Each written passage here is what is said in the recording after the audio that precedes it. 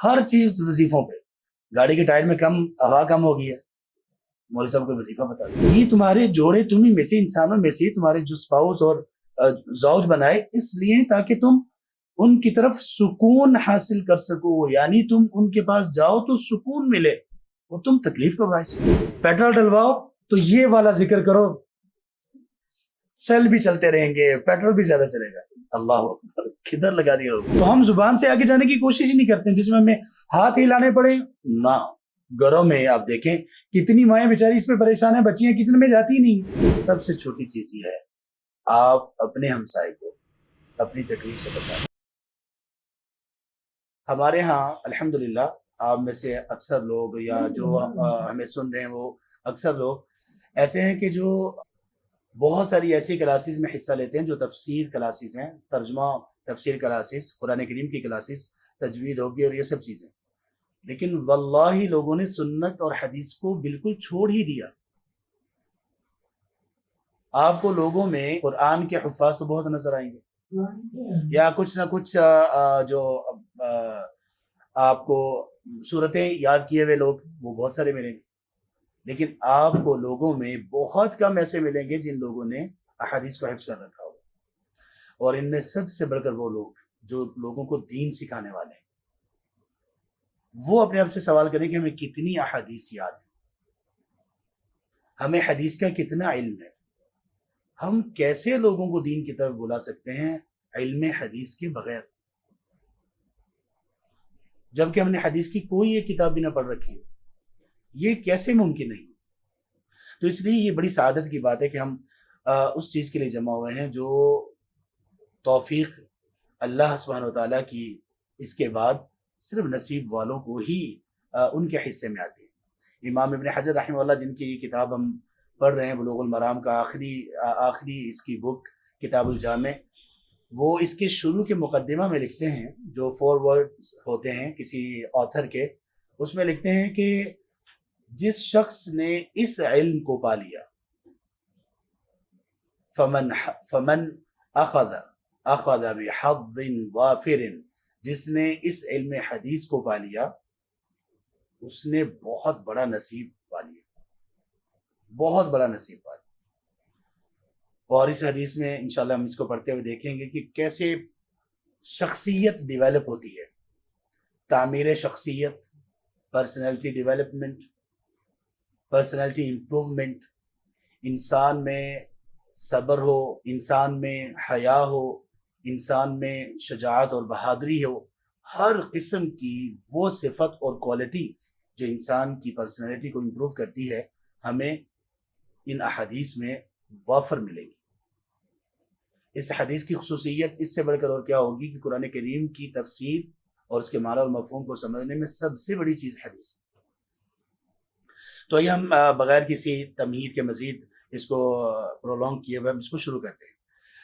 اہل علم کا یہ ایک طریقہ رہا کہ اور یہ اہل علم سے چلا آ رہا ہے, رسول کریم صلی اللہ علیہ وآلہ وصحبہ وسلم کے اصحاب, آپ کے اصحاب کے بعد تابعین, تبع تابعین, اور اسی چین سے جو ہم تک یہ احادیث پہنچی. ہم نے اپنے استاد محترم جناب حافظ عبدالسلام بن محمد رحمہ اللہ رحمۃ واسعہ, یہ 2 ماہ قبل, تقریباً 1.5 ماہ قبل اللہ کو پیارے ہو گئے وہ, ان سے ہم نے صحیح بخاری پڑھی. تو ہمارے اور اللہ کے رسول صلی اللہ علیہ وسلم کے درمیان قریب 25 واسطے ہیں, 25 لوگ ہیں, اور اس کے بعد آگے ہماری چین رسول کریم صلی اللہ علیہ وآلہ وصحبہ وسلم تک پہنچتی ہے.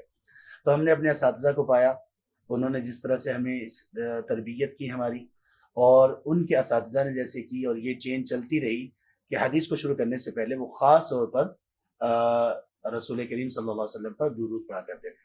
اللہم صلی علی محمد وعلی آل محمد کما صلیت علی ابراہیم وعلی آل ابراہیم انک حمید مجید.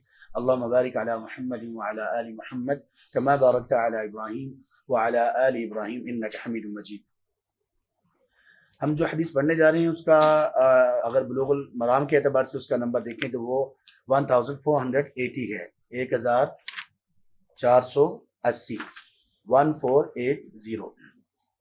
اور یہ حدیث جو ہم پڑھنے جا رہے ہیں یہ سیدنا ابو ذر رضی اللہ عنہ سے مروی ہے, اور یہ آپ کے پاس اگر بک موجود ہے تو یہ شروع ہو رہی ہے وعنہ رضی اللہ عنہ وعنہ، اور انہی سے روایت ہے. یہ حافظ ابن حجر جو اس کے جنہوں نے یہ کلیکشن کی حدیث کی، وہ یہ عنہ کا لفظ تب استعمال کرتے ہیں جب اس سے پہلے صحابی کا نام ذکر ہوا ہو، اور انہی صحابی سے نیکسٹ حدیث انہی صحابی سے ہو تو وہ ان کا نام نہیں لیتے بلکہ کہہ دیتے ہیں وعنہ، یعنی انہی سے ہی یہ نریشن ہے. اور اس سے پہلے کی جو حدیث ہے وہ سیدنا ابو ذر رضی اللہ عنہ سے مروی ہے. وہ کہتے ہیں قال رسول اللہ صلی اللہ علیہ وآلہ وصحبہ وسلم، کہ اللہ کے رسول صلی اللہ علیہ وسلم نے فرمایا. اب یہاں سے آپ صلی اللہ علیہ وسلم کے الفاظ اس کائنات میں نوریوں میں بھی، ناریوں میں بھی اور خاکیوں میں بھی. نوریوں سے مراد اینجلز، فرشتے، اور ناریوں سے مراد جنات، اور خاکیوں سے مراد خاک سے بنے ہوئے لوگ، انسان. ان سب میں اور باقی تمام مخلوقات میں سب سے افضل، سب سے اعلیٰ کون سی شخصیت ہے؟ اللہ. فداہ نفسی ابی و امی و اہلی و مالی، ہمارا جسم و جان، مال و دولت، والدین، اولاد، سب آپ پر قربان. جب یہ آئے نا قال رسول اللہ، پھر تو بندے کو دل تھام لینا چاہیے کہ یہ اس کی بات ابھی آ رہی ہے کہ جس کے بارے میں میرا ایمان یہ ہے کہ اگر مجھے میری جان سے بڑھ کر ان سے محبت نہ ہو تو ایمان ہے ہی نہیں. مجھے سمجھ نہیں آتی کہ جو لوگ اس ایمان کا دعویٰ کرتے ہیں رسول کریم صلی اللہ علیہ وآلہ وصحبہ وسلم کے ساتھ، اور پھر وہ حدیث کو سیکھتے ہی نہیں ہیں، کوئی حدیث کی کلاس ہی ان کی زندگی میں نہیں ہے، انہوں نے حدیث کی ایک بھی بک نہیں پڑھ رکھی، تو وہ کیسے سروائیو کر رہے ہیں ایمان کی زندگی؟ ان کی ایمانی لائف وہ کیسے سروائیول کیسے ہے؟ کیا فرمایا آپ نے؟ اذا طبخت مرقۃ، جب آپ کوئی سالن بنائیں، جب آپ کوئی کھانے کی چیز، کوئی مرقۃ کہتے ہیں کہ کوئی بھی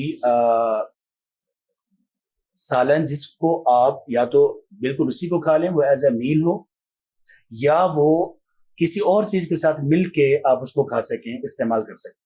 عام طور پر سالن کو کہا جاتا ہے مرقۃ. آپ نے فرمایا کہ جب آپ سالن پکائیں فاکثر ماءھا، تو اس کا پانی تھوڑا سا زیادہ کر لو. پانی کیوں زیادہ کرنا ہے؟ وتعاہد جیرانک، اور اپنے پڑوسیوں کا، ہمسایوں کا، اپنے نیبرز کا خیال کر لو، ان کا خیال کر لو. اخرجہما مسلم، اس سے پہلے والی حدیث بھی اور یہ دونوں حدیث اس کو امام مسلم رحمہ اللہ نے اپنی صحیح میں روایت کیا. یعنی یہ جو کتاب ہے بلوغ المرام، اور اس کی آگے لاسٹ بک ہے کتاب الجامع، یہ مستقل ایک حدیث بک نہیں ہے، بلکہ یہ حدیث کی بہت ساری بکس میں سے حدیث کی کلیکشن ہے جو امام حافظ ابن حجر رحمہ اللہ نے کی. اب یہ کس باب کے کس چیپٹر کے اندر ہے؟ باب البر والصلۃ. یہ چیپٹر ہے، اس کا عنوان اور اس کی ہیڈنگ یہ ہے کہ یہ نیکی سے متعلق ہے باب. یہ چیپٹر اس کا ٹاپک ہے نیکی کرنا، اور صلہ رحمی کرنا. صلہ رحمی بھی نیکی ہوتا ہے، فرق یہ ہے کہ صلہ رحمی اس نیکی کو کہا جاتا ہے جو اپنے خونی رشتوں کے ساتھ کی جائے. صلہ رحمی بھی البر ہے، لیکن یہ وہ نیکی ہے جو خونی رشتوں کے ساتھ کی جائے، خاص طور پہ جو والدہ کی طرف سے ہیں اور والد محترم کی طرف سے. اور البر کہا جاتا ہے ہر طرح کی نیکی جو کسی کے ساتھ بھی کی جائے. تو اس چیپٹر میں زیادہ تر حدیث ہم پڑھ چکے ہیں، اور یہ کہاں ہم پڑھ چکے ہیں؟ یہ انتہائی ہماری قابل احترام کچھ بہنیں، اللہ نے ان کو بڑی اچھی توفیق سے نوازا، اور اتنی منظم، اتنی بہترین کلاس میں نے کم دیکھی ہیں. اور یہ دعویٰ کلب کے نام سے کچھ ہماری بہنیں کام کر رہی ہیں، ان کے پلیٹ فارم سے یہ ہم نے شروع کیا تھا. انہوں نے یہ اللہ کا یہ ہمارے اوپر احسان ہے کہ انہوں نے ہمیں اس کے لیے منتخب کیا کہ آپ ہمیں حدیث پڑھا دیں، اور پھر یہ ان کو تجویز کی گئی یہ کتاب الجامع، اس انتخاب کو بھی انہوں نے مانا. تو ہم نے یہ پہلا چیپٹر اس کا باب الادب اور یہ والے چیپٹر کی بیشتر احادیث ان کے ساتھ پڑھی ہیں. اس میں پاکستان کے علاوہ بھی کوئی شاید 6 سے زیادہ ممالک کی اس میں خواتین موجود تھیں، اور بہت بہترین طریقے سے، جیسے واقعی ہی ایک طالب علم کے راستے میں چلنا چاہیے، اس طرح سے یہ لوگ تھے. صرف ایسے نہیں کہ بس سن لیا، سننے کے بعد بس لیکچر ختم اور بس ختم نہیں، پورے وہ نوٹس بنانا ان کا، اور اس کے بعد اس کی پریزنٹیشن دینا، اس کے بعد اس کو سنانا، یہ سب چیزیں ماشاءاللہ ان کی چل رہی ہیں. کچھ نمونے میں انشاءاللہ بعد میں کبھی آپ کے سامنے پیش کروں گا. تو اب یہ اس کا سب سے پہلے ہم یہ دیکھیں کہ اس کا چیپٹر کے ساتھ اس کا کنیکشن کیا ہے، حدیث کا چیپٹر کے ساتھ، ٹاپک کے ساتھ کنیکشن کیا ہے. یہ ہے باب البر، نیکی کے متعلق باب. اور یہ نیکی کس کے متعلق ہے؟ ہمسائے سے متعلق، نیبرز سے متعلق. اور نیکی کیا ہے؟ نیکی یہ ہے کہ جب آپ سالن بنائیں، ایسا سالن جس میں پانی ڈالا جا سکتا ہے، مراقدن ایسا سالن جو شوربے والا ہو. یہ نہیں کہ آپ بھنڈی بنائیں اس میں پانی ڈالنے کے. رسول کریم صلی اللہ علیہ وسلم کی حدیث مبارک ہے، بھنڈی بنائی اس میں پانی ڈال لی. نہیں، یہ مس انڈرسٹینڈنگ ہے. یہ نہیں، آپ نے بھنڈی اگر بنانی ہے تو اس میں اس چیز کا اضافہ کریں، اس کو زیادہ کرنے کے لیے جس کا اضافہ کیا جا سکتا ہے. جیسے اس میں پیاز لوگ زیادہ ڈالتے ہیں، وہ زیادہ ڈالے جا سکتے ہیں. اس میں کسی اور سبزی کا اگر کمبینیشن بنتا ہو وہ بنایا جا سکتا ہے. مراد یہ ہے کہ جب سالن بناؤ تھوڑا زیادہ بنا لو. کیوں؟ اور ممکن ہے کہ آپ کا سٹینڈرڈ یہ ہو کہ جب آپ نے ایک ریسیپی آپ نے لینی ہے، اور ہم تو جس طرح سے برانڈ کانشیس ہے نا، ہم اسی طرح سے ہم ریسیپی کانشیس بھی ہیں. ایک ذرہ برابر اونچ نیچ نہیں ہونی چاہیے. نہیں، ہماری تعلیمات ایسی نہیں ہیں. آپ کی ریسیپی میں کوئی فرق آ رہا ہے، کوئی مسئلہ نہیں، آپ تھوڑا سا سالن میں پانی زیادہ کر لیں، لیکن کرنا کیا؟ وَتَعَاهَدْ جِيرَانَكَ. تعاہد کا کیا مطلب؟ اس کا عام طور پر معنی یہ کیا جاتا ہے کہ اپنے ہمسائے کا خیال کیجیے.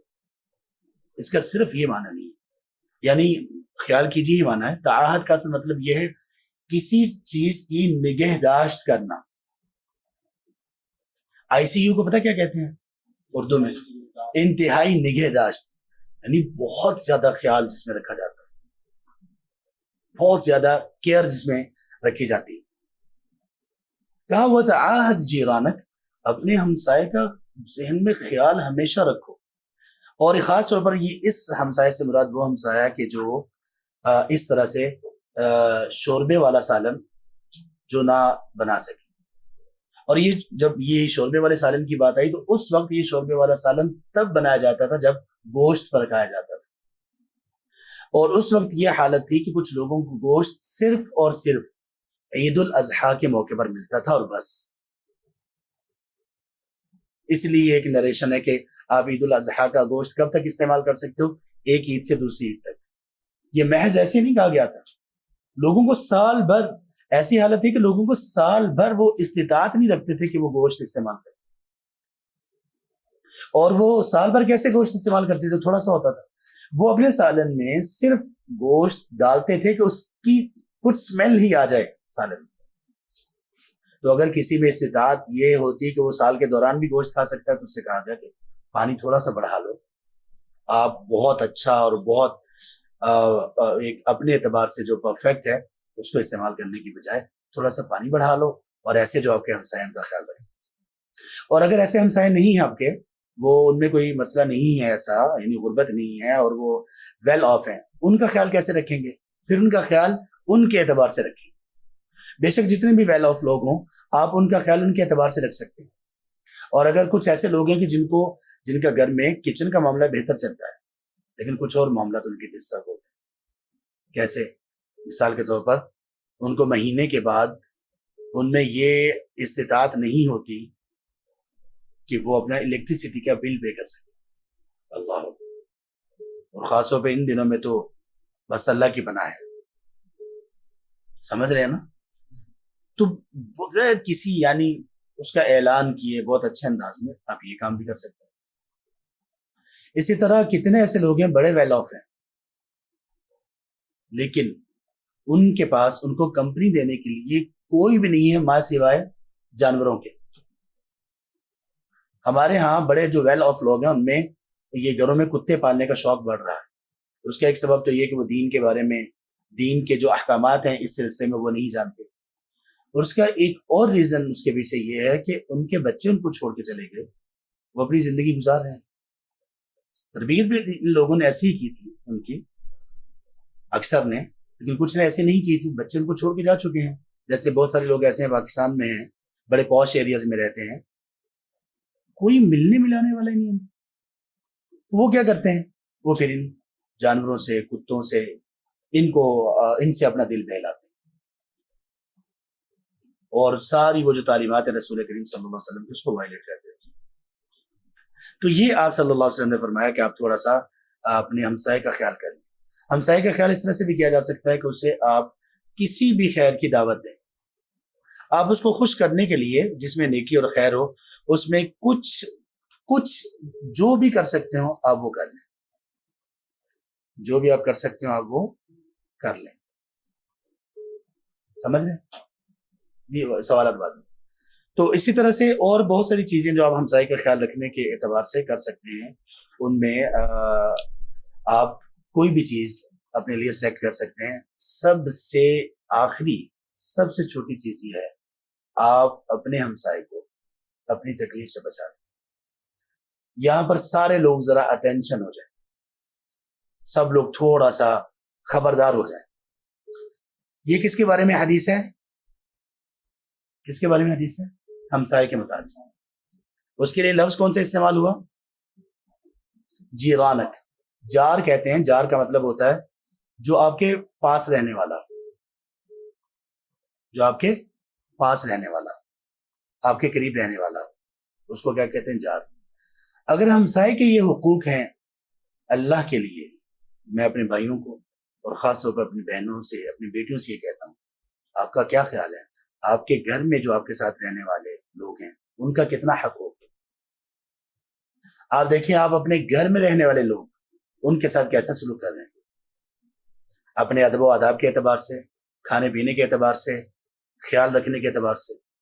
اگر آپ اپنے گھر میں رہنے والے لوگ، بہنیں ہوں، بھائی ہوں، والدین ہوں، اولاد ہوں، کوئی بھی رشتہ ہو، ایک جگہ پہ آپ لوگ رہ رہے ہیں، ایک ہاسٹل میں رہ رہے ہیں، ہاسٹل یہ سب چیزیں بھی ساتھ ہیں، اپنے گھر میں رہنے والے لوگوں سے اگر آپ کا سلوک اچھا نہیں ہے تو ہمیں واللہ شرم آنی چاہیے، ہمیں واللہ اللہ سے ڈر جانا چاہیے. اگر ہم اپنے ہی گھر میں رہنے والے لوگوں کے لیے تکلیف کا باعث بنے ہوئے. اور ایک اور بات کہنے والا ہوں، ذرا بہت زیادہ خبردار ہو جائیں. ہمسائے کے متعلق یہ حدیث ہے، اور ہمسائے سے آگے بڑھ کر ہمارے گھر میں ہمارے ساتھ رہنے والوں کے متعلق آپ کا کیا خیال ہے، اور اس میں خاص طور پر ہمارے والدین ہیں، اس سے بھی آگے بڑھ کر کیا خیال ہے اس شوہر کا جو اپنی بیوی کے ساتھ رہ رہا ہے اور اپنی بیوی کو ہمیشہ تکلیف پہنچاتا ہے بغیر کسی سبب، اور اس بیوی اس کا کیا خیال ہے اس حدیث کے بارے میں کہ جو اپنے شوہر کی ہمیشہ تکلیف کا باعث بنی رہتی ہے. مطلب آپ کس نبی کی امت سے ہو؟ آپ کیا کر رہے ہو؟ اتنی لڑائیاں گھروں میں، والدین اولاد کے درمیان لڑائیاں، بہنوں بھائیوں کے درمیان، بھائیوں کے درمیان، بہنوں کے درمیان لڑائیاں، شوہر بیوی کے درمیان اتنا انریسٹ، اتنا فساد، اتنی تکلیف. وہ رشتہ جس کے اسباب میں سے، جس کی فاؤنڈیشنز میں سے ایک چیز یہ ہے کہ وہ ہے ہی سکون کے لیے. اللہ تعالیٰ نے فرمایا سورۃ الروم میں آیت نمبر 22 میں، 22 نمبر آیت میں، وَمِنْ آيَاتِهِ أَنْ جَعَلَ لَكُم مِّنْ أَنفُسِكُمْ أَزْوَاجًا لِتَسْكُنُوا إِلَيْهَا.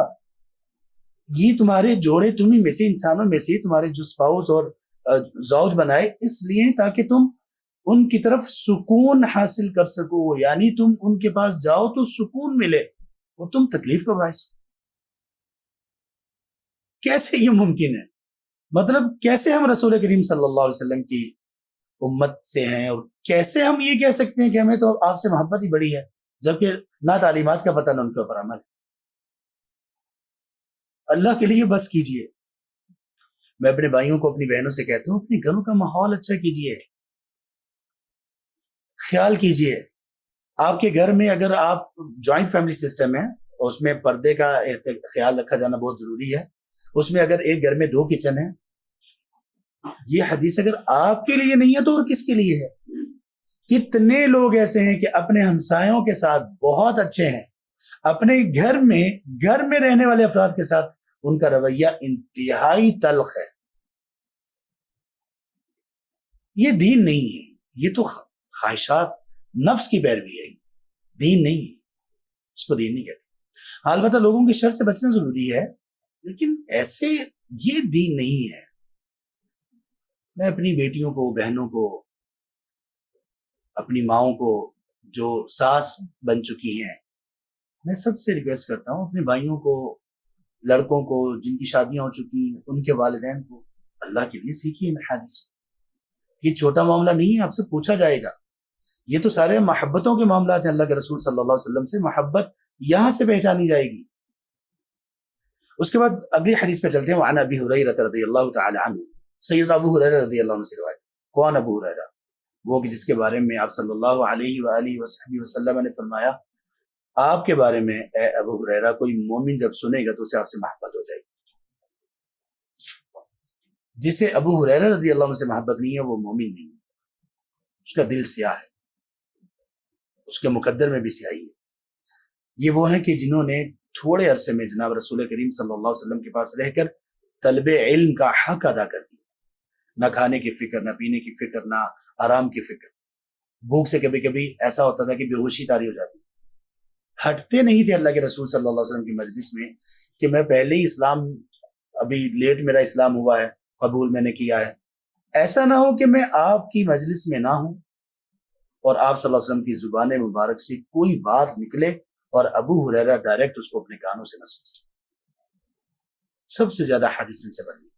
کیا کہتے ہیں؟ قال، انہوں نے کہا، قال رسول اللہ صلی اللہ علیہ وسلم، اللہ کے رسول صلی اللہ علیہ وسلم نے فرمایا، من نفس عن مؤمن کربتا من کرب الدنیا، جس شخص نے کسی بھی مومن سے دنیا کی تنگیوں میں سے کسی تنگی کو کشادہ کیا، کسی تنگی کو ہٹا دیا، نفس اللہ عنہ کربتا من کرب یوم القیامہ، تو اللہ تعالیٰ اس کے بدلے اس کی قیامت کی تنگیوں میں سے، تکالیف میں سے کسی تکلیف کو، کسی تنگی کو ہٹا دیں گے.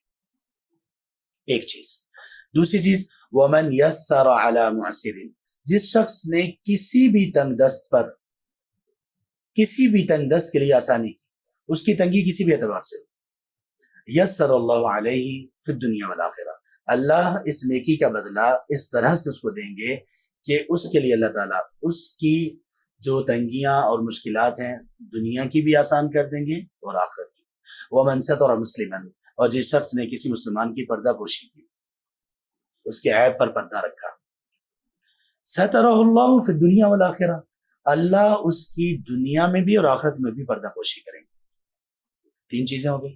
چوتھی چیز، واللہ فی عون العبد، اللہ بندے کی مدد میں رہتے ہیں. ما کان العبد فی عون اخی، جب تک بندہ اپنے بھائی کی مدد کرتا رہتا ہے.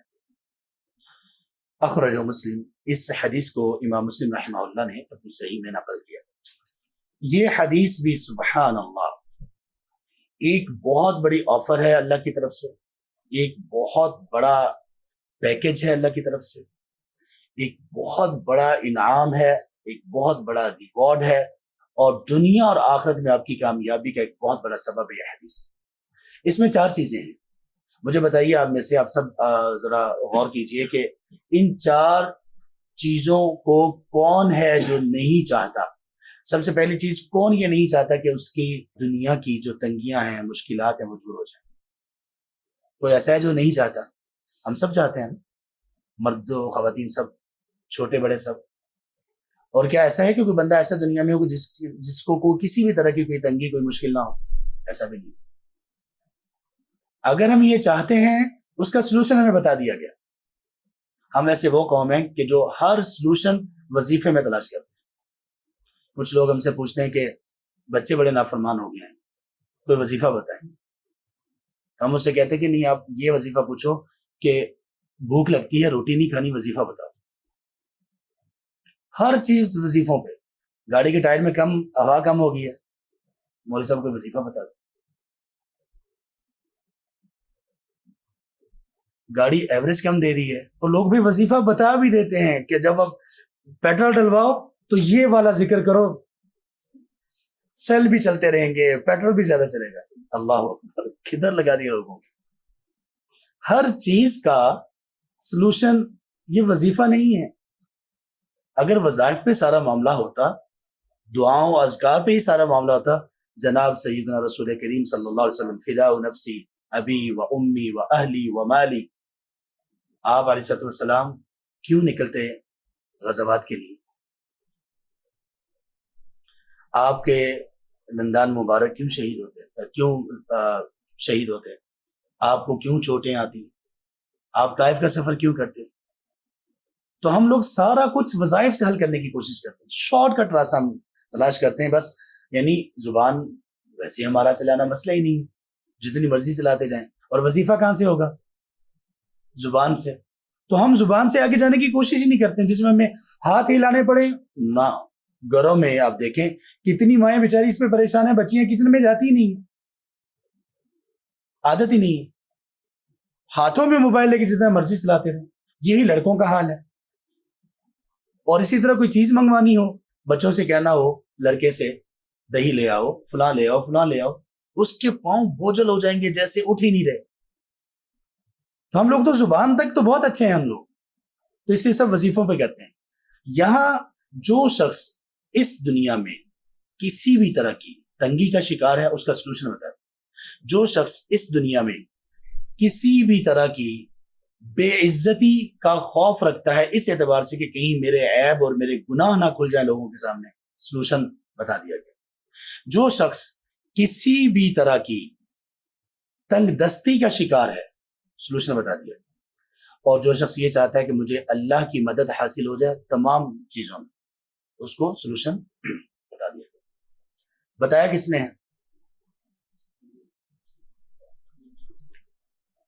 ایک تعویذ سے محبوب آپ کے قدموں میں ہے، اور فلاں فلاں آپ کے غلام بن جائیں گے۔ ساس کے شر سے بچنے کے لیے ایک دم، اور بہو کے شر سے بچنے کے لیے، اور سب کو اپنا بنانے کے لیے بس ایک شف۔ ہم لوگ ادھر لگ گئے ہیں۔ اللہ کے رسول صلی اللہ علیہ وسلم، یہ کون کہہ رہے ہیں؟ اللہ کے رسول صلی اللہ علیہ وسلم۔ کس کا دعویٰ ہے؟ کہا کہ یہ جو کرے گا یہ ہوگا، جو یہ کرے گا یہ ہو جائے گا۔ یقین ہے؟ اگر یقین ہے تو سنیے پھر۔ آپ نے فرمایا کہ جس شخص نے کسی بھی مومن سے، مومن کا ذکر کیوں کیا گیا؟ کیا غیر مومن، غیر مسلم کے ساتھ نیکی ہم نہیں کریں گے؟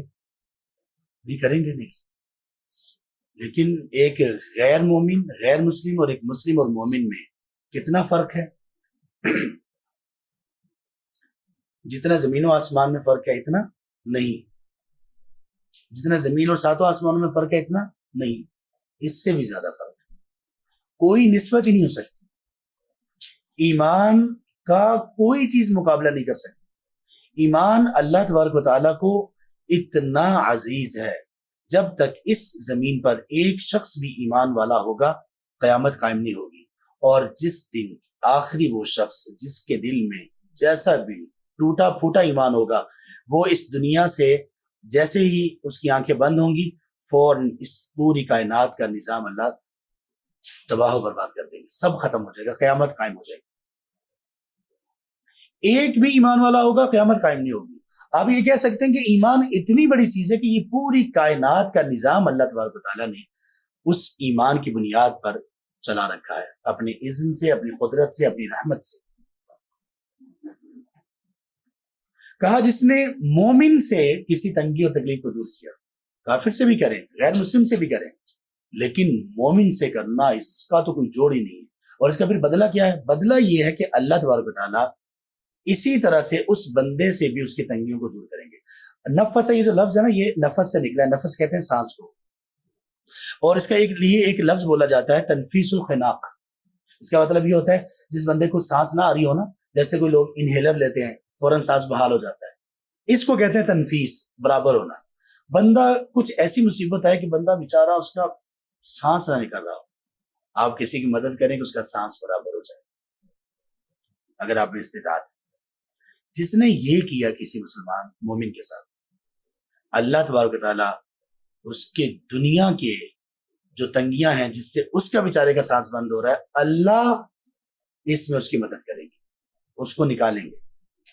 اور دوسرے نمبر پہ کہا کہ اور سبحان اللہ، صرف دنیا کی تنگیوں سے اللہ تعالیٰ اس کا سانس بحال نہیں کریں گے، اس کے لیے کشادگی نہیں کریں گے، بلکہ آخرت کی تنگیوں میں سے بھی اللہ تعالیٰ اس کا سانس بحال کریں گے، یعنی آخرت کی تنگیوں کو بھی آسان کر دیں گے۔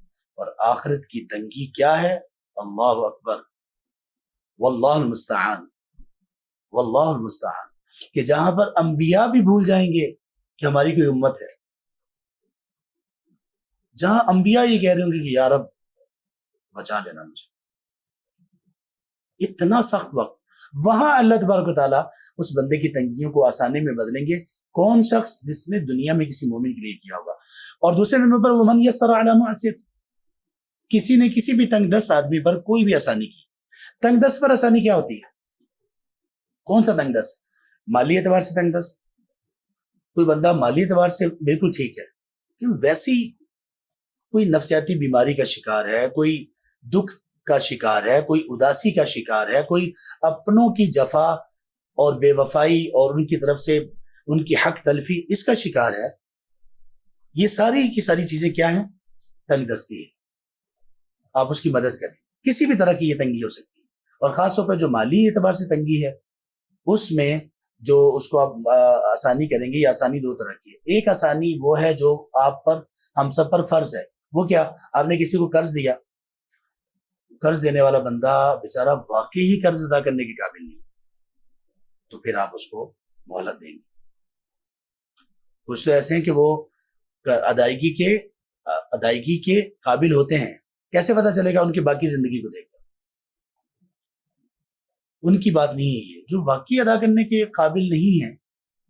تو اللہ تعالیٰ نے فرمایا سورہ البقرہ میں آیت نمبر 280 81 82 بلکہ 82 ہے غالباً، وَإِن كَانَ ذُو عُسْرَةٍ فَنَظْرَةٌ إِلَىٰ مَيْسَرَةٍ، آپ نے کسی کو قرض دیا، وہ بیچارہ تنگ دست ہے، آسانی تک اس کو مہلت دے دو یا ویسے ہی معاف کر دو۔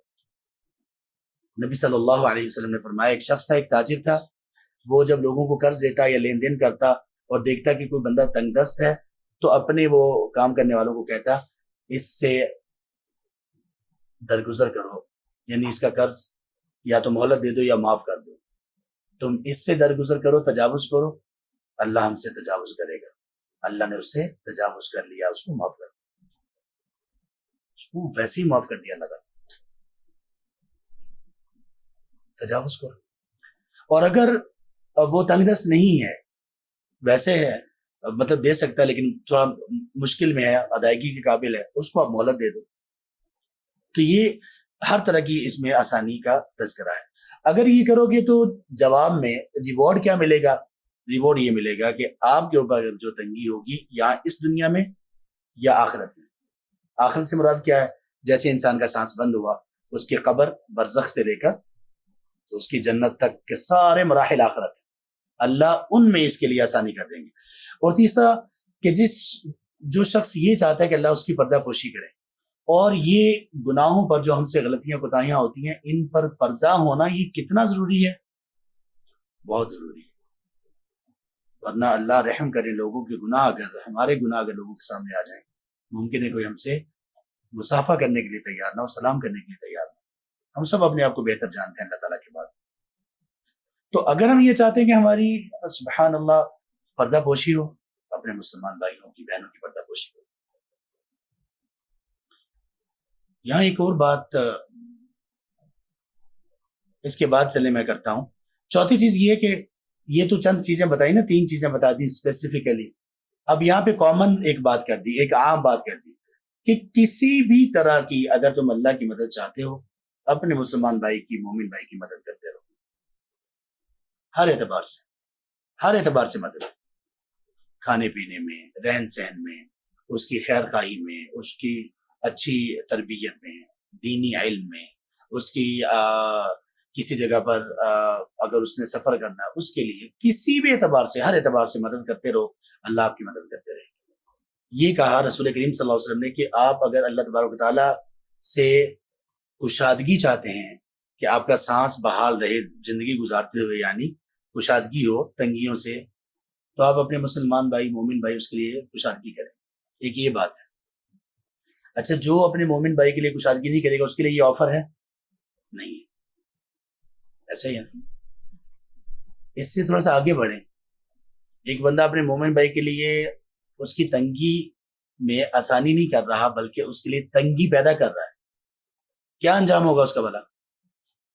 اس کے لیے یہاں پہ ایک قاعدہ ہے کہ الجزاء من جنس العمل. یہ شریعہ کا قاعدہ ہے، الجزاء من جنس العمل. جو بندہ جس کے ساتھ جیسا سلوک کرے گا اللہ اس کے ساتھ ویسا سلوک کرے گا. جو بندہ اپنے مومن بھائیوں بہنوں کے ساتھ جیسا سلوک کرے گا اللہ اس کے ساتھ ویسا ہی سلوک کریں گے.